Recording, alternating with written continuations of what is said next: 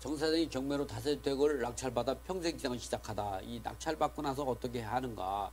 이 부분에 대해서 한번 좀 간단히 설명을 드려보겠습니다. 이번엔 이제 아까 같이 이제 보면 이 박 사장 대리인 이정민 씨가 입찰 들어간 건 유찰자가 됐죠. 낙찰받지 못했죠. 그러나 정 사장이 경매로 다세대를 낙찰받은 것은 낙찰받게 돼가지고 채권과 매수인금으로서 잔금을 납부하고 평생 직장을 시작했다는 얘기입니다. 그러니까 그 내용을 한번 좀 보겠습니다. 이 박 사장님 입찰 결과를 발표하네요. 이제 제가 이제 이러는 거죠. 앞으로 나가서 발표를 기다리세요. 박 사장이 이제 에이 안 됐구나 안타깝게도 2등 하셨네요. 박 사장 같은 경우는 이 낙찰받지 못해. 제가 아까 반대로 얘기했네요. 이정민 대리가 대리 입찰한 정 사장이 낙찰받은 거군요. 어쨌든 박 사장이 이제 유찰자가 됐습니다. 낙찰받지 못한 사람이죠. 앞으로 나가서 발표를 기다리세요. 그러니까 박 사장이 에이 안 됐구나 안타깝게 2등 하셨군요. 이건 제가 얘기하는 겁니다. 이번 한 번으로 초조해 하지 마시고 다음에 마음에 드는 좋은 물건을 찾아서 입찰하면 됩니다. 오늘은 좋은 경험을 했다고 생각합니다. 여러분 처음 경매에 입찰 들어가가지고 첫 술에 배부른 사람은 없습니다. 많이들 떨어지죠. 왜 많이 떨어진 줄 아십니까? 여러분들이 욕심이 많아서 그렇죠. 싸게만 살려고 하죠. 그런데 경매는 1등만이 존재하는 거지 2등은 의미가 없습니다. 이제 입찰자가 되셨으니 신분증하고 이제 유찰자가 되셨으니 신분증하고 도장하고 입찰시 집행관에게 받은 수취증을 집행관에게 제시하면 집행관은 본인을 확인하고 수취증을 회수하고 매수신청 보증이 들어있는 입찰 보증을 유찰자에게 반환하게 되는 절차로 종료됩니다. 이럴 때 반드시 입찰 보증 봉투에 내가 입찰서 제출할 때 넣어두었던 돈이 똑같이 일치하는지 꼭 확인하십시오. 봉투를 받을 때 집행관 앞에서 꼭 확인을 해봐야 됩니다. 꼭 확인해야 됩니다. 맞다. 감사합니다. 끝까지 선생님이 고생 정말 많이 하셨죠. 박 사장은 고개 숙여서 진심으로 감사의 마음을 전합니다. 이제 정 사장이 입찰한 물건을 기다려 볼까요? 이게 뭐죠? 이 정 사장이 경매로 다세대를 낙찰받아 평생 직장을 시작했다. 여러분들 지금도 경매장에 가면 다 이렇게 하는 겁니다. 자, 조용히 하세요. 정 사장이 입찰한 물건을 발표하고 있어요. 이제 2012 타경 51 234호 경매 사건은 금 2억 8,500 09만 800원이 최고 가격으로 입찰한 서울시 강서구 방화동에 사시는 정수철 씨입니다. 차순위 매수신고인을 할 사람은 신고하십시오. 없으면 정수철 씨를 최고가 매수신고인으로 결정하고 2012 타경 51234호 사건에 관하여 입찰 절차를 종결하겠습니다. 이렇게 나오죠. 정 사장님 낙찰 받았어요. 이렇게 하는 거죠. 이정민 대리가 박 사장님하고 김선님한테는 정 사장님이 낙찰 받았어요. 이렇게 하는 거죠. 대리 입찰 들어가도 본인이 낙찰 받으면 기분 좋습니다. 어서 가서 매수신청 보증 영수증을 받아오세요. 이렇게 나오죠. 그러면 이제 가면은 이제 이렇게 입찰 보증 영수증을 줍니다. 입찰 보증에 대한 영수증을 주게 되는 거죠. 여기 보면 영수증에는 보면 여기에 낙찰자는 집행관에게 수취증을 반납하고 여기다가 본인이 확인하는 신분증하고 도장을 가지게 되면 매수신청 보증 영수증을 수취하게 되는 거죠. 이렇게 보면 정수철 기하, 경매 사건 번호, 물건 번호가 있을 때 물건 번호가 되고 그다음에 입찰 보증금 금액, 그다음에 날짜, 그리고 집행관 사무소에 집행관 도장이 날인된 것을 주게 됩니다. 이 대리가 정 사장을 대리로 입찰했기 때문에 매수신청 보증 영수증도 수령해왔다. 여보세요, 정 사장님한테 축하 전화 하는 거죠? 이정민 대리가 하는 거예요. 여보세요, 정 사장님 오늘 축하해요. 1등 하셨어요. 이 대리가 오늘 고생 많았군요. 선생님도 함께 계시나요? 김 선생을 말하는 거죠. 저를 말하는 분이 계시면 저녁 식사 대접할 테니 원래 이렇게 낙찰 받으면 선생님한테 이렇게 대접합니다. 약속 장소는 모실게요. 아 기분 좋죠. 제자분이 낙찰 받아가지고 또 이게 저녁 식사를 대접한다니까 기분 좋지 않겠어요. 그래서 정사님은 낙찰 받은 사실을 알고 매우 기뻐하면서 오늘 한턱 쏘기로 약속 장소로 잡아서 김 선생님과 그 일행 박사장하고 이정민 대리를 모시고 오도록 했다.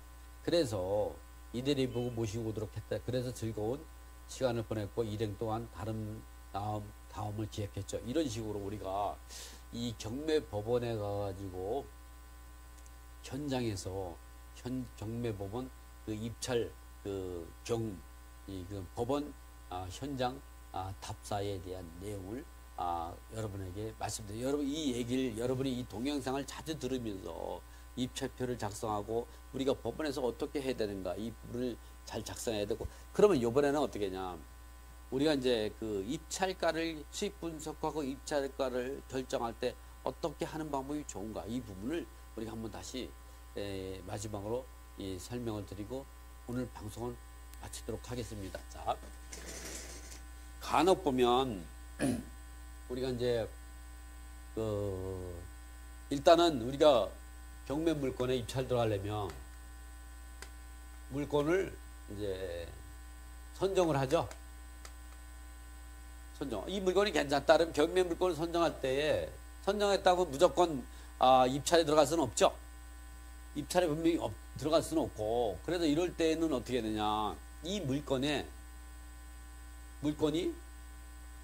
우량한 물건인지 우량한 물건이라고 생각해서 이 경매 물건으로 선정이 되었다면 우량한 물건을 경매물로 선정했다면 이라면 뭐냐면 그 물건 분석하고 물건 분석 그리고 권리 분석을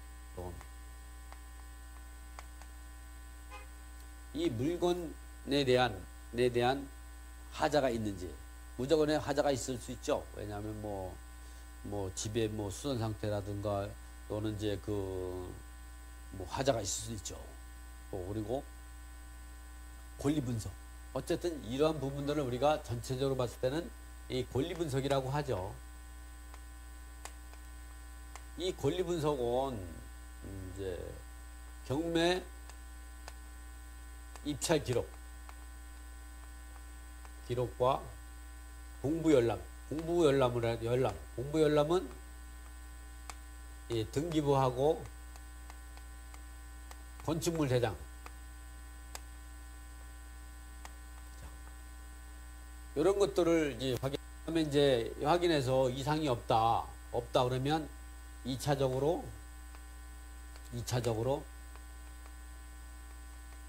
현장 답사를 통해서 전월세, 매매 및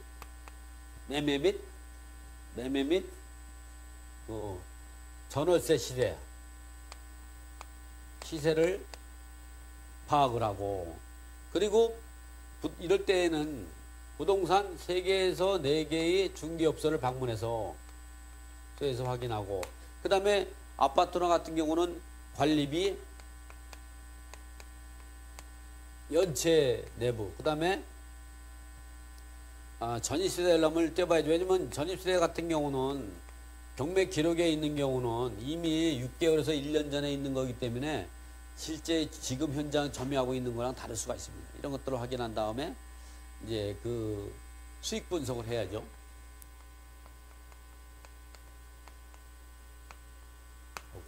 그리고 입찰 당일날 또다시 이러한 서류를 다시 확인을 합니다. 그래서 경매가 취소나 연기나 변경이 되어 있는지 또는 내가 그동안에 놓쳤던 부분이 있는지를 다시 한번 해요. 또다시 최종 권리 분석을 하게 되죠. 입찰 당일 오전에 법원에 가기 전에 마지막을 한번 점검할 필요가 있습니다. 그러면 이제 이때 그러면 입찰가는 어떻게 결정하냐? 이런 경우는 수익이 보장이 되는 수익 분석후 입찰가를 결정하는데, 이 입찰가 결정은 입찰하기 하루 전에 미리 이제 경매 가기 전에 미리 그 하루 전에 결정해서 가야 합니다. 그럴 때 입찰가를 결정할 때 여러분이 어떻게 되냐? 그럼 이 입찰가를 어떻게 결정하는가? 당연히 수익이 보장이 되는 이 가격이 범위 내에 정하지만, 이 수익이 보장되는 금액에 대해서 우리가 생각을 할 때는 확률적으로 보면 이렇게 낙찰받을 확률이 이제 90% 확률, 또 이렇게 80% 확률, 또는 이제 그 70%, 50% 확률, 이런 확률 싸움이 있습니다. 보통 사람들은 어떻게 하냐면, 이 5억이면 5억, 그리고 또 이 뭐 4천만 원, 여기까지는 여러분이 노가고 잘 따라와요. 그런데 여기서 몇백, 5억 4천 6백, 4천 600, 600부터 뭐 10만 원 또는 몇만 원, 몇 원, 여기에 기재되는 요 금액에 대해서 굉장히 사람들이 아끼려고 해요. 여러분 쓸 때는 어차피 억 단위는 어차피 결정 난 거죠. 천 단위도 결정이 난 거예요. 여러분이 수정할 거는 이 100만 원, 이제 몇백만, 몇십만 원, 몇만 원, 요 단위에서 잘 조정을 해야 합니다. 100단위, 5억 4천만 원까지는 어째 건들 수 없지만 몇백 단위만 잘하는, 제일 어려운 게 뭐냐면 육자입니다. 육자. 그리고 10만 단위도 육자입니다. 1, 2, 3, 4, 5를 잘 따라오거든요. 그래서 이런 거 쓸 때는, 그리고 꼭 여기 몇만 단위도 꼭 쓰고 몇 원 단위도 꼭, 이게 뭐 원까지는 쓸 수 없지만, 몇 원까지 쓸 수 없지만 100 단위까지는 변경. 왜냐면 10원 차이로 동순위가 되는 것도 많이 봤거든요. 여러분들 이렇게 지금처럼 경매 입찰을 들어갈 때 최종적으로 우리가 조심해야 될 게, 일단 권리 분석을 하고 수익 분석 다 해서 입찰가를 결정했다. 그러면 입찰 당일 아침에 한 8시나 일어나셔서 다시 점검을 합니다. 권리의 하자가 있는지. 또 이 변경될 수가 있죠. 이 경매 사이트나 또는 유료 사이트 하더라도 유료 사이트가 바로 연동되거든요. 그렇기 때문에 봐도 똑같이 경매 기록이 연동이 되니까 아침에 보시고 이상이 없다. 그랬을 때는 그 경매 법정에 가가지고 좌측 우측에 있는 입찰 게시판을 봐서 연기나 변경이나 취소됐는 사실을 꼭 확인한 다음에, 그런 것이 없다면 경매법정에서 경매 집행관이 고지 의무를 발표하고 있을 때, 그때에 그 내용을 한번 들어보시고, 그리고 나서 이제 끝나고 나면 입찰 시작을 알리는 종이라든가 입찰 선언을 하고 마감 시간을 정해졌을 때 그 전에 가가지고 입찰 서류를 가져와야죠. 입찰 서류는 기입찰표와 매수신청 보증봉투와 그리고 입찰 대봉투를 가져와야 돼요. 그런데 기입찰표를 잘못 작성했을 때는 다시 작성해야 되니까 한 2개 정도 준비해서 작성하고 도장을 놔줘야 되는데, 도장이 없을 때는 무인으로 해도 되는데, 이때 무인으로 할 때는 반드시 무인을 먼저 찍으면 안 되고, 집행관이 본인님이 신분증을 확인하고 집행관 앞에서 무인을 찍고, 이 본인님이 확인하는 사람이 무인을 걸 집행관이 환하겠다는 내용을 기재한 다음에 해야만이 적법한 입찰 절차가 된다는 거. 그래서 입찰함에다가 집어넣을 때 집행관이 수치증을 잘라서 주죠. 그 봉투 맨 위에 있는 거, 그 수치증을 받고 그거는 보관하고 주머니에 놓고, 이제 그 입찰함은 입찰 대봉투는 입찰함에 넣으면 되는 거죠. 그리고 나서 이제 낙찰자 결정할 때나 입찰자를 결정하고 그럴 때는 이 수치증하고 신분증을 가지고 와가지고, 낙찰자 같은 경우는 이 도장도 가져가야죠. 그래서 입찰 보증금 영수증을 받으면 되고, 유찰자들은, 낙찰받지 못한 사람들은 수치증하고 신분증을 가져가서 매수신청 보증금을 받으면 되는데, 그 받을 때 그 자리에서 금액을 꼭 확인해라. 금액이 다를 수가 있다. 그래서 또 수표를 제출할 때는 반드시 수표에다가는 뒤에다가 이 입찰자 경매 사건 번호, 입찰자의 이름, 그리고 이제 주민번호, 전화번호를 꼭 기재해놔라. 그렇게 해야만이 나중에 이 봉투가 이 코치게 찍었을 때 이게 벌어질 수가 있어요. 이 정리하다 보면. 그랬을 때 그 바닥에 떨어졌을 때 실표도 바로 받을 수가 있다. 이렇게 입찰 절차를 하고 그 낙찰자 같은 경우나 유찰자 이런 부분이 전체적으로 진행되니까 여러분이 경매로 할 때는 반드시 준비해라. 그리고 항상 1등이 중요하지 2등이 중요하지 않습니다. 그리고 여러분이 눈높이를 높여라. 이 시세를 감정가는 시세가 아니다. 시세조사는 감정가가 시세보다 높을 수도 있고 낮을 수도 있다.